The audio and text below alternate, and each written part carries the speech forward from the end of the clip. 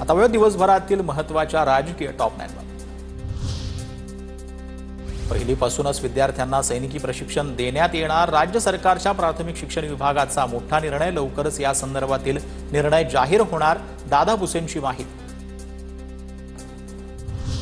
महाजनांनी माझ्या भाच्याला खोट्या गुन्ह्यात अडकवलेलं, माझ्या भाच्याला विनाकारण 7 वर्ष जेलमध्ये काढावे लागले। एकनाथ खडसेंचा गिरीश महाजनांवर आरोप।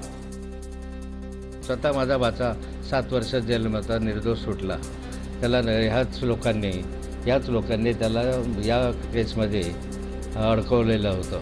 गिरीश महाजन या लोकांनी। खडसेंची मानसिक स्थिती आता ठीक राहिलेली नाही। खडसेंच्या फायलीसाठी एखादा दिल्लीला जाऊन येतो। खडसेंच्या आरोपांनंतर महाजनांची टीका। ते खूप आता उद्विग्न अवस्थेत आहेत। त्यांची मानसिक स्थिती काही बिचाराची ठीक नाही। आपण बघताय त्यांच्या हातामध्ये काही राहिलेलं नाही। त्यांचा भाचा जेलमध्ये गेला, 7 वर्ष 6 वर्ष आतमध्ये राहिला। आता याचाही आरोप ते माझ्यावर करतील तर मला वाटतं खडसेंचं थोडंसं त्याचं डोकं तपासण्याची वेळ आता आलेली आहे।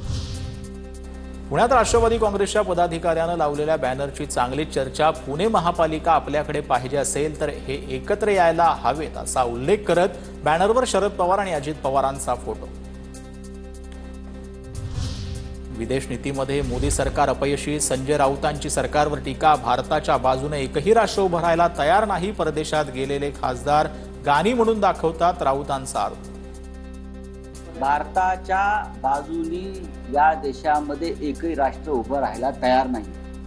याचं कारण नरेंद्र मोदी आणि भाजपचं सरकार। खासदार जाऊन तिथे गाणी वगैरे म्हणतात, बघितलं का नाही? असू द्या हो, म्हणून काय झालं? निवडणुकीत पैसा फेक, तमाशा देख असा खेळ महायुती सरकारनं केला। हर्षवर्धन सपकाळ महायुती सरकारवर निशाणा। सरकारला जनतेच्या प्रश्नांचं देणं घेणं नसल्याचीही टीका।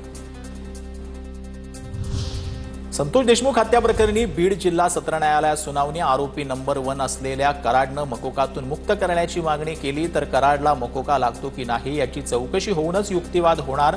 17 जूनला पुढची सुनावणी। पंकजा मुंडे आणि धनंजय मुंडे गोपीनाथ गडावर एकत्र। गोपीनाथ मुंडेंच्या पुण्यतिथीनिमित्त गोपीनाथ गडावर विविध कार्यक्रमांचं आयोजन।